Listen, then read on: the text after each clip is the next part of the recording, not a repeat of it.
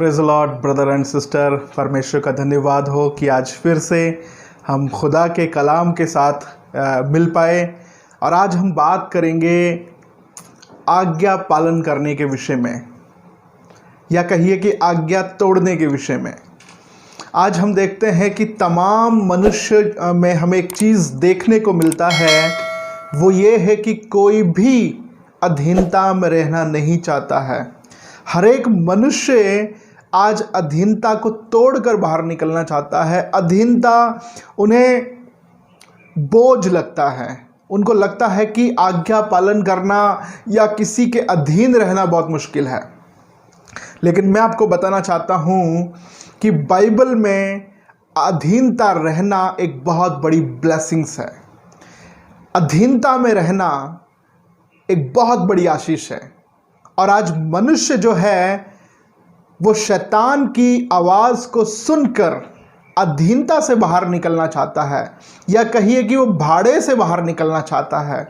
और हम जानते हैं कि परमेश्वर भाड़ा बांधता है अपने लोगों के चारों ओर, या हम जब भाड़ा बांधते हैं इस सृष्टि में तो हम तमाम उन चीज़ों के चारों ओर भाड़ा बांधते हैं जो कीमती होती है, जो बहुत ही महत्वपूर्ण होती है। हम उन्हीं के चारों ओर भाड़ा लगाते हैं, एक बाड़ लगाते हैं। हम अपने खेत के चारों ओर भाड़ा बांधते हैं ताकि कोई भी जानवर आकर फसल को बर्बाद ना कर दे। हम अपनी प्रॉपर्टी के चारों ओर भाड़ा बांधते हैं, कीमती चीज़ों की तरफ भाड़ा बांधते हैं। लेकिन हम बेकार की चीज़ों के चारों तरफ कोई बाड़ नहीं लगाते, क्योंकि बेकार की चीज़ों की तरफ हम कौन सिक्योरिटी करेगा।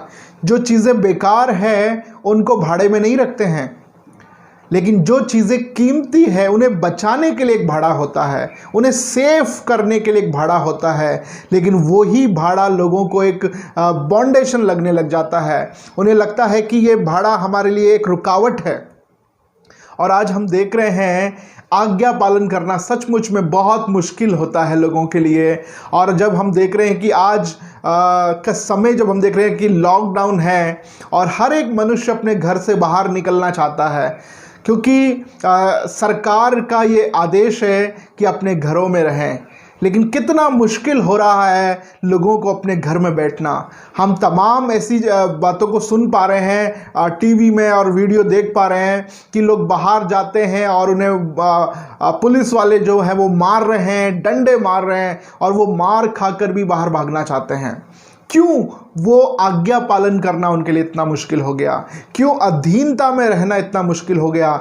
या फिर आज हम चर्च की बात करें, चर्च में भी कोई भी अधीनता में रहना नहीं चाहता। और हम देखते हैं कि जो जो व्यक्ति आज बाहर जाता है वो कैसे मार खा रहा है, कैसे डंडे खा रहा है। उसी प्रकार से जब आज हम अधीनता से बाहर निकल जाते हैं, आज्ञा पालन करना हमको बुरा लगता है, तो हम परमेश्वर से डंडे खाते हैं, हम परमेश्वर से मार खाते हैं। और मैं कहता हूं कि इस एक पुलिस वाले के डंडे से कहीं गुना ज़्यादा मार पड़ती है परमेश्वर के हाथ से। तो आज हम देखते हैं कि परमेश्वर ने आज्ञाओं को रखा क्यों है। उन आज्ञाओं को लोग आज तुच्छ समझते हैं और वो अपना मर्जी को करना चाहते हैं। परमेश्वर की आज्ञाओं को, उसके नियमों को भूलकर वो अपने मन मर्जी करना चाहते हैं। इसीलिए आज उनके ऊपर संकट आते हैं, गरीबी, बीमारी, प्रॉब्लम और कई प्रकार के उनके घरों में जो है वो कलेश होते हैं, इसीलिए कि वो अधीनता में रहना नहीं मांगते हैं। हम देखते हैं कि होशे की किताब में लिखा है कि मेरे ज्ञान के ना होने से मेरी प्रजा नाश हो जाती है। हम जानते हैं कि परमेश्वर का वचन कह रहा है कि मेरा ज्ञान ना होने के कारण, मेरा वचन को नहीं मानने के कारण मेरी प्रजा नाश हो गई है। क्योंकि वचन को पालन करना मुश्किल लगने लग जाता है, वचन पर चलना बड़ा मुश्किल लगने लग जाता है। और हम देख रहे हैं कि आज लोगों को अपने घरों में रहना बड़ा मुश्किल होता है। लेकिन पहले लोग कहते थे कि पास्टर जी, भैया हमें एक दिन की छुट्टी मिलती है, हम चर्च में कैसे आएँ, हम एक दिन की छुट्टी मिलती है तो हम प्रार्थनाओं में कैसे जाएं? हम थोड़ा समय अपने परिवार को देना चाहते हैं, बच्चों के साथ रहना चाहते हैं, लेकिन आज वही परिवार, वही बच्चे उनको बुरे लगते हैं क्योंकि वो परिवार को छोड़कर बाहर जाना चाहते हैं। तो देखिए कैसे जो है वो चीज़ें बदल जाती है, चीज़ें समय के हिसाब से जो है वो बदल जाती है, और उसी प्रकार से मनुष्य भी परमेश्वर से दूर होते जा रहा है। पहले हम कहते थे कि हमारे पास प्रार्थना करने का समय नहीं है, बाइबल पढ़ने का समय नहीं है, लेकिन आज कितना समय है हमारे पास? आज हमारे पास इतना समय है कि हम कुछ भी कर सकते हैं। हमने आज 2 महीने से कितनी बुक्स पढ़ी होगी, कितनी प्रार्थनाएं की होगी, कितनी फास्टिंग किया होगा, लेकिन नहीं, हमने ना ही तो कोई बुक पढ़ा, ना ही फास्टिंग में न गए, ना ही प्रार्थना में गए, और ना ही कोई आत्मिकता की चीज़ें हमने की। लेकिन बस हमने इन 2 महीनों में हमने बस सिर्फ सोए और बोर होते रहे। घर में हम घर में सिर्फ बोर होते गए, हम कुछ नहीं कर पाए। हमें इच्छा थी कि हम बाहर चले जाएं और आज्ञा पालन करना मुश्किल होता गया। लेकिन हम देख रहे हैं कि जितने लोग परमेश्वर के वचन से दूर भागते हैं आज वो भी मार खाते हैं। जितने लोग आज्ञा पालन करने से दूर भागते हैं वो मार खाते हैं। और हमारा विषय भी यही है कि आज्ञा पालन नहीं करने से हमें मार खाना पड़ता है। और वचन, जब हम वचन को देखते हैं उत्पत्ति से लेकर, जैसे आदम ने जब परमेश्वर की आज्ञाओं को नहीं माना, उस फल को उसने तोड़ा और खा लिया, तो उसका जीवन में सब चीज़ें बदल गई। अभी तक आदम जो था वो अदन के बाग में बहुत मज़े में था, लेकिन जैसे ही परमेश्वर की आज्ञा को तोड़ दिया उसका पूरा जीवन ही बदल गया। अभी तक सारी चीज़ें परमेश्वर उसको फ्री में मुहैया करवा रहा था, लेकिन बस वो एक फल खाने के कारण या एक आज्ञा तोड़ने के कारण उसका पूरा जीवन ही बदल गया। अब उसको कोई खाना फ्री में नहीं मिलेगा, अब उसको खाना कमाना पड़ेगा, उसको अपना पसीना बहाना पड़ेगा, अब उसको पीड़ा उठानी पड़ेगी। क्यों? एक आज्ञा नहीं मानने के कारण, बस अधीनता का भाड़ा तोड़कर निकल जाने के कारण अब आदम और आदमियों की क्या दशा हो गई है। आज हम देखते हैं इतने सालों के बाद भी मनुष्य की हालत क्या है। आज भी वो अधीनता से भागता है, दीन होने से भागता है। लेकिन परमेश्वर का वचन कह रहा है आज भी अनाज्ञाकारिता हमारे लिए श्राप उत्पन्न कर रही है, आज भी हमारे लिए बुराई को उत्पन्न कर रही है। लेकिन मौका है कि हम अधीन हो जाएं, हम परमेश्वर के अधीन हो जाएं, हम कलीसिया के पासवानों के अधीन हो जाएं, अपने अगुवों के अधीन हो जाएं, ताकि हमें मार खानी ना पड़े। क्योंकि सचमुच में जब हम अधीनता का भाड़ा तोड़ेंगे तो प्रॉब्लम होगा। जब हम बाहर निकलेंगे तो डंडा मारने के लिए कोई खड़ा है, उसी प्रकार से जब आज्ञा तोड़ेंगे तो वहाँ पर भी कोई खड़ा है जो आपको डंडा मारने के लिए तैयार है। तो हम एक वचन को पढ़ते हैं और वचन को मनन करते हैं कि सचमुच में जब हम आज्ञा तोड़ देते हैं, ठीक है, तो हम पहला वचन पढ़ेंगे कि आज्ञा तोड़ने से क्या होता है। तो लेवी व्यवस्था की किताब 26वां अध्याय और 21 पद में लिखा है, हम पढ़ते हैं, यदि तुम मेरे विरुद्ध चलते ही रहो और मेरा कहना न मानो तो मैं तुम्हारे पापों के अनुसार तुम्हारे ऊपर 7 गुना संकट डालूंगा। अगर तुम मेरी आज्ञा को नहीं मानोगे, तुम मेरे कहने पर नहीं चलोगे, तो मैं 7 गुना संकट तुम्हारे ऊपर डालूंगा। इतनी प्रॉब्लम हम कमा रहे हैं, परमेश्वर खुश नहीं है ये संकट डालकर, प्रॉब्लम हमारे ऊपर आकर, और हम खुद ये प्रॉब्लम लेकर आते हैं, परमेश्वर नहीं डाल रहा है। हम खुद जब मार्ग से भटक जाते हैं तो हमें संकट उठाना पड़ता है, हमें मार खानी पड़ती है, क्योंकि हम परमेश्वर के विरोध में चले जाते हैं। हम आज्ञाओं को तोड़ रहे हैं। आज हम कह रहे हैं कि हमें वो पुलिस वाले ने मारा भैया, हमें उसने मारा। कौन मार रहा है? क्या वो मारने के लिए खड़े हैं? वो आपको बचाने के लिए खड़े हैं।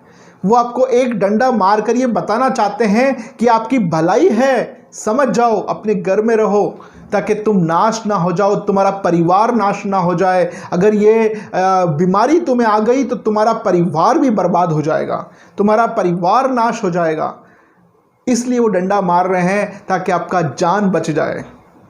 लेकिन वो पुलिस वाला हमें बहुत बुरा लगता है, वो नियम हमें बहुत बुरा लगता है कि वो कैसे मुझे मार सकता है। वो मार नहीं रहा, आपको बचा रहा है। वो डंडा उसके हाथ में आपको मारने के लिए नहीं, आपको बचाने के लिए दिया गया है। और हम उसी को अपने नाश होने का कारण समझ रहे हैं, लेकिन वो नाश होने का कारण नहीं है, वो आपको बचाने के लिए वहाँ खड़ा है। और ये बात हमारी समझ में नहीं आती है। अगर हमारे ऊपर कोई खड़ा है तो आपको, अगर वो कुछ चीज़ें मना करता है तो आपके लाभ के लिए है। अगर चर्च में कोई अगुवा, कोई लीडर आकर आपके घर में कहता है कि ब्रदर, भैया ये मत कीजिए, ये काम आपके लिए बुरा होगा, तो हमें वो अगुवा बुरा लगता है। ये नहीं कि वो अगुवे ने परमेश्वर की आवाज़ को सुनकर आपको कुछ कहा है। वो कह रहा है कि संसार की रीतियों में मत जाओ, तो हमें बुरा लगता है। वो कह रहा है कि ब्रदर, आप अपने जीवन में कॉम्प्रोमाइज मत करो, मनुष्यों को दिखाने के लिए अपने काम मत करो, तो हमें वो मनुष्य बुरा लगता है। लेकिन ये नहीं, वो मनुष्य नहीं, ये परमेश्वर की ओर से आवाज़ थी आपके लिए, जिसको हमने नहीं माना, जिससे हम विपरीत चले गए और हमने बहुत मार खाई। हमने बहुत मार खाई और मार खाने की दिशा में हम चले गए। जिस प्रकार से वो मनुष्य यरूशलेम को छोड़कर यरीहो की तरफ जा रहा था, वो अपने सुरक्षा के भाड़े को छोड़कर वो यरीहो की तरफ जा रहा था। डाकुओं ने पकड़कर उसको बहुत मारा, डाकुओं ने पकड़ के उसको लूट लिया, उसके कपड़े उतार दिए और उसको इतना मारा कि उसको रास्ते में अधमरा छोड़ गए। किसकी गलती थी? ये उस मनुष्य की गलती थी जो अपनी सुरक्षा के स्थान को छोड़कर जा रहा था, एक श्रापित जगह पे जा रहा था, परमेश्वर की आज्ञा को तोड़कर जा रहा था, इसीलिए उसको मार पड़ी। आज जब हम परमेश्वर की आज्ञाओं से दूर जाते हैं तो हमें मार पड़ती है। ये आज्ञाएं आपको बचाने के लिए खुदा ने दी है ताकि हम बच जाएं। ये बरकतों के जो नियम है बाइबल में, वो इसलिए है कि आप बरकत पाएं।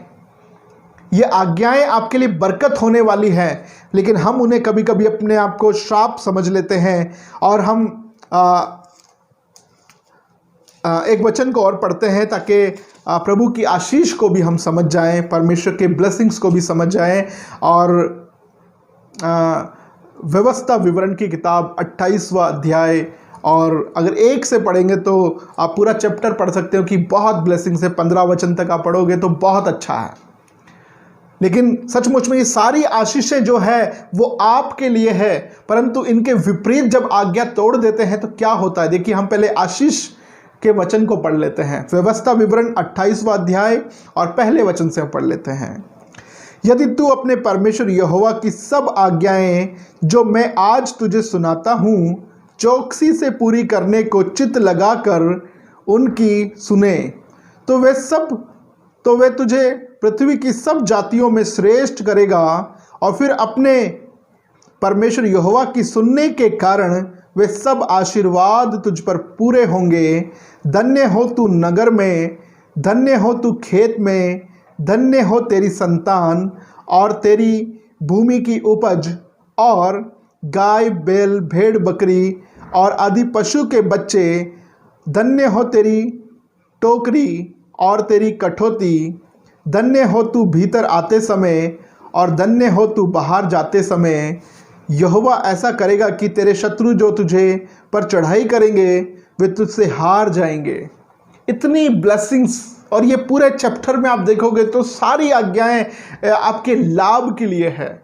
इतनी बरकत, आपके घर में बरकत, आपके ऑफिस में बरकत, आपकी संतान में, आपके घर में, आपके परिवार में इतनी बरकत। बस आज्ञा पालन करना है, बस खुदा के वचन को पालन करना है। जो आपको एक प्रभु का दास सिखाता है उस पर पालन करना है। छोटी सी बात है, बिल्कुल छोटी सी बात है। आदम ने कितनी बड़ी गलती करी, बिल्कुल छोटी सी, एक फल तोड़कर खा लिया। कोई बड़ा बुराई किया उसने नहीं, एक छोटा सा गलती के कारण आदम का पूरा जीवन ही बदल गया। अब उसको कोई भी फल जो था वो मेहनत करना पड़ रहा था, उसको अपने लिए खुद फसल उगाने पड़ रही थी, उसके लिए खुद मेहनत करना पड़ रहा था। तो ये छोटी सी काम उसके लिए हो गया। हम देख रहे हैं कि छोटी सी गलती के कारण उसके ऊपर ये श्राप आ गए। मूसा ने कितना बड़ा गलती किया? मूसा ने कोई बहुत बड़ा गलती किया नहीं, बस उसने अपनी लाठी को 2 बार वहां पे मार दिया। कोई बहुत बड़ा पाप नहीं था, लेकिन फिर भी खुदा ने उसको कनान में जाने से रोक दिया। अब जानते हैं, क्योंकि आज्ञा को मानना बहुत ज़रूरी है। ये आपके लिए ब्लेसिंग्स है, आपके लिए बरकत है, आपके लिए आशीष है, और इसे आप श्राप मत होने दीजिए अपने जीवन के लिए। ये आशीष के वचन जो हैं वो आपके लिए आशीष के लिए है, श्राप के लिए नहीं है। अगर आप इसे नहीं मानेंगे तो फिर मार खाते हैं हम लोग। हम जानते हैं जो आज नियम को नहीं मान रहा है, जो गवर्नमेंट के नियम को नहीं मानता है, वो मार खा रहा है, बाहर मार खा रहा है।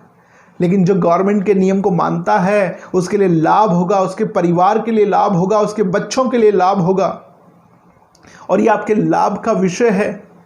वो आपको सर बनाएगा, आपको पूंछ नहीं होने देगा। वो आपको ऊंचे स्थान पर रखेगा, नीचे नहीं होने देगा। ये खुदा की बरकत है आपके लिए। बस अधीनता में आ जाएं अपने अगुओं के। अगर हम चर्च में हैं तो अपने चर्च के अधिकारियों के या अगुओं के, पास्टर्स के अधीनता में आ जाएं। यदि हम किसी ऑफिस में हैं, अपनी नौकरी की जगह पे हैं, तो अपने बॉस के अधीनता में आ जाएं। अगर हम परिवार में हैं तो अपने माता पिता के अधीनता में आ जाएं। हमें अधीनता में आना जरूरी है, उनकी आज्ञाओं को मानना जरूरी है, क्योंकि यही आज्ञाएं आपको सफल बनाती है, यही आज्ञाएं आपके लिए बरकत साबित होती है। बस ज़रूरी है कि आज हमें परमेश्वर के वचन को मानना है, हमें मार नहीं खानी, हमें खुदा के कलाम पर विश्वास करना है और अपने जीवन को भरपूरी में ले चलना है। Praise the Lord. परमेश्वर का धन्यवाद।